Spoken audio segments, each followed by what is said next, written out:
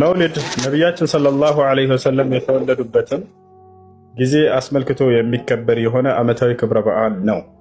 ታዲያ ይህን ክብረ በዓል አላህና መልእክተኛው ደንግገውታል ወይ? የነቢዩ ሰለላሁ ዐለይሂ ወሰለም ሰሓቦች አክብረውታል ወይ? ነቢ ሰለላሁ ዐለይሂ ወሰለምስ እንዲከበር አዘዋል ወይ ወደሚለው ስንመጣ ላ በፍጹም አላህ በየትኛውም የቁርአን አንቀጽ ላይ የነቢዩ ሙሐመድ ሰለላሁ ዐለይሂ ወሰለምን ልደት አክብሯል አላለም።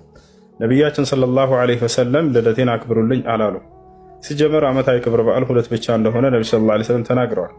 ከመካ ወደ መዲና ስደት ባደረጉ ጊዜ ነቢ ሰለላሁ ዐለይሂ ወሰለም መዲና ላይ የመዲና ሰዎች በዓል እያከበሩ ነበር የደረሱት። ከዚያ በኋላ ነቢያችን ሰለላሁ ዐለይሂ ወሰለም ምን እያደረጋችሁ ነው ሲሏቸው በዓል እያከበርን አሏቸው። ቀድ አብደለኩም አላሁ ቢኸይሪን ሚንሁም አሏቸው። አላህ ከነዚህ ከበዓሎቻችሁ የተሻሉ ሁለት በዓላቶችን ደንግጎ ሰጥቷችኋል አሉ። ሁለት ዒድ አልፍጥርና ዒድ አልአድሓ ብቻ ናቸው። በሌላ ሐዲስ ላይ ነቢያችን ሰለላሁ ዐለይሂ ወሰለም ኢነ ሊኩሊ ኡመቲን ዒዳ ወሃዛ ዒዱን አሉ። ያዕኒ ቢዛሊከ ዒድ አልፍጥር ወዒድ አልአድሓ፣ ለእያንዳንዱ ትውልድ የራሳቸው የሆነ ዒድ ወይንም ዓመታዊ ክብረ በዓል አላቸው። ለእኔና ለትውልዶች ደግሞ ሁለት ዓመታዊ ክብረ በዓል ተሰጡን፣ እነርሱም ዒድ አልፍጥርና ዒድ አልአድሓ ናቸው ብለው ተናገሩ። ስለዚህ ሶስተኛ ዓመታዊ ክብረ በዓል ነቢ ሰለላሁ ዐለይሂ ወሰለም የትኛውን ቦታ ላይ አላስተማሩ። ሰሓቦች ከየትኛውም የቁርአን አንቀጽ ይሄ የነቢ ሰለላሁ ዐለይሂ ወሰለምን ለመውሊድ እንድናከብር ያስረዳናል ብለው አላከበሩ። ገብታችኋል አይደል? ቁርአንን ከማንም በላይ የተረዳ ቢኖር ሰሓቦች ናቸው። ከሰሓቦች በላይ የተረዳሁኝ ነኝ የሚል ሰው ካለ በጣም ተሳስቷል።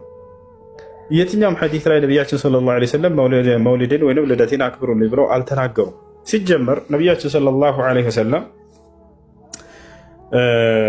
መቼ እንደተወለዱ በየትኛው ዓመት ላይ እንደተወለዱ አይታወቅም።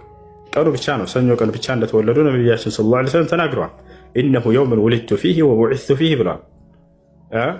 እርሱ የተወለድኩበት ቀንና ነቢይ ተደርጌ የተላኩበት ቀን ነው ብለው ነቢ ሰለላሁ ዐለይሂ ወሰለም ተናግረዋል። ነገር ግን የትኛው ወር ላይ ነው? የትኛውን ቦታ ላይ ቁርአንም ሐዲስም ላይ አልተጻፈም። ረቢዑል አወል ላይ ነው ይላሉ። ማስረጃ ወፍ። እሺ ረቢዑል አወል ላይ ነው በሚለው ተስማሙላቸው። ረቢዑል አወል ስንተኛው ቀን ላይ ተወለዱ በሏቸው። 12ኛው ቀን ላይ ይሏቸዋል። ማስረጃ ብሏቸው አሁንም ወፍ የለም። የትኛውን ቦታ ቁርአንም ሐዲስም ላይ በ12ኛው ቀን ነው የተወለዱት የሚል የለም። እሺ በ12ኛው ቀን ነው የሚለውን እንስማማ በሏቸው። የ12ኛው ቀን አርብ ቀን ቢሆንስ ከሰኞ ቀኖች ወይ ማክሰኞ ቢሆንስ ልታከብሩት ነው ወይ? እናከብራለን ካላችሁ ነቢ ሰለላሁ ዐለይሂ ወሰለም ሰኞ ቀን የተወለድኩት ብለዋል። ከዚያ ጋር ሊጋጭባቸው ነው። ስለዚህ የማይሆን ነገር ነው። አይሆንም፣ በፍጹም አይቻልም። ያ ነው። ሲቀጥል አሁን ላይ ያሉት ቀደምቶቹ የአሽዓራ ዑለሞች ራሳቸው ቃል በቃል ቢድዓ እንደሆነ አምነዋል፣ መስክረዋል። ነገር ግን ቢድዓ ሐሰና ነው የሚሉት በሶስቱ ክፍለ ዘመናት ላይ በፍጹም እንዳልተከበረም ያውቃሉ። መውሊድ የተጀመረው መቼ ነው? የት ነው? በማን ተጀመረ? ምን አይነት ሰውስ ጀመረው ወደሚለው እንምጣ። መውሊድ የተጀመረው በግብፅ ሀገር ላይ ነው። በግብፅ ሀገር ላይ በስንተኛው? በአራተኛው ክፍለ ዘመንና ከዚያ በኋላ ባለው ጊዜ ነው የተጀመረው። በግብፅ ሀገር ላይ የሚገኙ የሆኑ ፋጢሚያ የተባሉ የሺዓ አንጃዎች፣ የራፊዳ አንጃዎች ሚን ጉላት ራፊዳ እነሱ ናቸው የጀመሩት። እነርሱ የዛኔ በግብፅ ሀገር ላይ አስተዳደር ነበሩ፣ ግብፅን ይመሩ ነበር። እነዚህ አካሎች ናቸው የጀመሩት። የሺዓ ሱና ነው ይህ፣ በፍጹም የሙስሊሞች ሱና አይደለም። የራፊዳዎች ሱና ነው። መጀመሪያ ሲጀምረው ያ ንጉሱ ሲያከብር ጊዜ ያከበረው የአምስት አካሎችን ነበረ። የመጀመሪያ የዓልይን፣ ሁለተኛ የፋጢማን፣ ሶስተኛ የሐሰንን፣ አራተኛ የሁሰይንን። ከዚያ በኋላ በሀገሪቱ ያለውን ንጉስ የነዚህን የአምስቶችን ልደት ማክበር ጀመሩ እነዚህ ሰዎች። ከዚያ በኋላ ቀስ በቀስ የነቢዩ ሰለላሁ ዐለይሂ ወሰለም ልደት ማክበር ጀመሩ።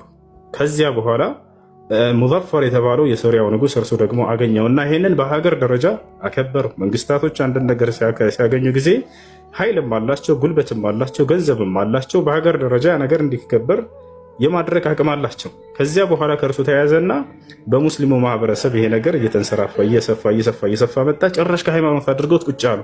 አጀማመሩ ግን ጭራሽ የሆኑ ሰዎችን ግለሰቦችን ልደትና ክብር በሚል ነበር። ገብታችኋል አይደል? ከዚያ በኋላ የሃይማኖት አንዱ ክፍል አድርገውት ቁጭ አሉ። ከዚያ በኋላ ጭራሽ ዓመታዊ ክብረ በዓል ነው ብለው ቁጭ አሉ።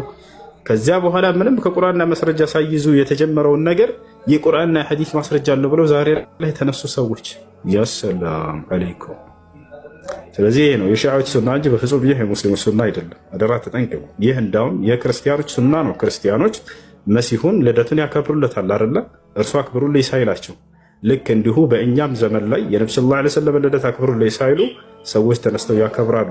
ሃዚሂ ሱነቱ ነሳራ ወቀድ ሐዘረ ነቢዩ ሰለላሁ ዐለይሂ ወሰለም ሐይሱ ቃል ላ ተጥሩኒ ከማ አጥረት ነሳራ ኢብን መርየም ኢነማ አነ ዐብዱን ፈቁሉ ዐብዱላሂ ወረሱሉህ የሚገርመው ይህ እንደሚከሰት ነቢያችን ሰለላሁ ዐለይሂ ወሰለም በትንቢት ቃላቸው ላይ ተናግረዋል። ያ ትንቢት ግን በውስጡ ማስጠንቀቅን የያዘ ነው፣ ማስፈራራትን የያዘ ነው። ወደፊት እንደሚከሰትም ያውቁት ነበርና ተናግረውታል። ይህ አንዱ የነብይነታቸው ማረጋገጫም ነው አለው በውስጡ። ነቢያችን ሰለላሁ ዐለይሂ ወሰለም ምን አሉ? ላ ተጥሩኒ ከማ አጠረት ነሳራ እብነ መርየም አሉ። ክርስቲያኖች የማርያምን ልጅ ከልኩ በላይ ከፍ ከፍ እንዳደረጉት እኔንም አደራ እንደርሱ ከልኬ በላይ ከፍ ከፍ እንዳታደርጉኝ፣ እኛ የአላህ አገልጋዮችና መልእክተኞች ብቻ እንጂ ሌላ አይደለንም አሉ። ምን እያሉ ነው? በውስጡ ወደፊት ልክ እንደ ኢየሱስን ከልኩ በላይ ከፍ ከፍ አድርገው እንዳነሱ የወደፊት ከትውልዳቸው ልክ እንዲሁ እንደዚ አይነት ህዝብ እንደሚነሳ እያስጠነቀቁና እየተናገሩ ነው። ታዲያ እንዳሉትም ተከሰቱ። እርሳቸውን በዝማሬ ልክ እንደ በመንዙማ በምንለው እነዚያም በዝማሬ ክርስቶስን ወደ መለኮት ከፍ ከፍ የሚያደርጉ ልክ እንዲሁ የክርስቶስን ልደት እንዳከበሩ እነዚህም እንዲሁ የነብዩ ሰለላሁ ዐለይሂ ወሰለም ልደት በማክበር ልክ በክርስቶስ ላይ የተሰራው ስህተት በእርሳቸው ላይ እንደሚሰራ ነቢያችን ሰለላሁ ዐለይሂ ወሰለም እንዳስጠነቀቁት ዛሬ ላይ በአህባሾችና በሱፊዮች በአሻዕራዎች እየተሰራ እናገኛለን። አላሁ ሙስተዓን።